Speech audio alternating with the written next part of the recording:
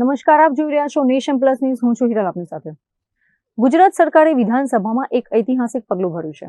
વિધાનસભામાં લાંબી ચર્ચાઓ બાદ સમાન નાગરિક સંહિતા એટલે કે યુસીસી વિધેયક બહુમતીથી પસાર કરવામાં આવ્યું છે અને આ સાથે જ ગુજરાત હવે ઉત્તરાખંડ બાદ યુસીસી લાગુ કરનાર દેશનું બીજું રાજ્ય બની ગયું છે.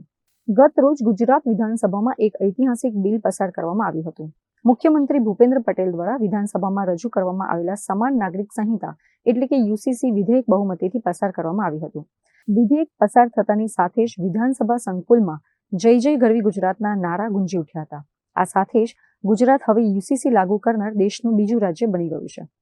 મુખ્યમંત્રી ભૂપેન્દ્ર પટેલે આ તકે રાજ્યના તમામ જનપ્રતિનિધિઓ અને નાગરિકોને અભિનંદન પાઠવતા જણાવ્યું છે કે આ કાયદો રાજ્યના સામાજિક માળખાને વધુ સુદૃઢ બનાવશે અને વડાપ્રધાન નરેન્દ્ર મોદીના વિકસિત ભારતના વિઝનને સાકાર કરવામાં મહત્વનું કદમ સાબિત થશે.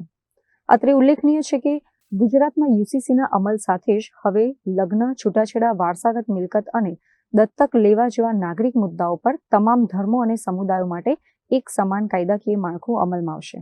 આ વિધેયક તૈયાર કરવા માટે સુપ્રીમ કોર્ટના નિવૃત્ત ન્યાયાધીશ જસ્ટિસ રંજના પ્રકાશ દેસાઈની અધ્યક્ષતામાં રચાયેલી ઉચ્ચ સ્તરીય સમિતિએ સઘન મહેનત કરી હતી. સમિતિએ રાજ્યના વિવિધ જિલ્લાઓની મુલાકાત લઈ લોક અભિપ્રાયો મેળવીને આ મુસદ્દો તૈયાર કર્યો હતો, જેમાં ગુજરાતની ભૌગોલિક અને સાંસ્કૃતિક વિવિધતાનું પણ વિશેષ ધ્યાન રાખવામાં આવ્યું છે. મુખ્યમંત્રીએ વિશ્વાસ વ્યક્ત કર્યો છે કે આ કાયદાથી ખાસ કરીને તમામ જ્ઞાતિની મહિલાઓને સમાન અધિકાર મળશે, જેનાથી તેમના સન્માન અને સુરક્ષાની સ્થિતિ વધુ મજબૂત થશે. વિપક્ષના વિરોધ વચ્ચે પણ સરકારે સ્પષ્ટ કર્યું છે કે આ કાયદો કોઈ સમુદાયને અન્યાય કરવા માટે નહીં, પરંતુ સામાજિક સમરસતા અને વિકાસ માટે લાવવામાં આવ્યો છે. હવે આગામી દિવસોમાં આ કાયદાના અમલીકરણની પ્રક્રિયા રાજ્યભરમાં શરૂ કરવામાં આવશે. Bureau report, Nation Plus News, Vadodara.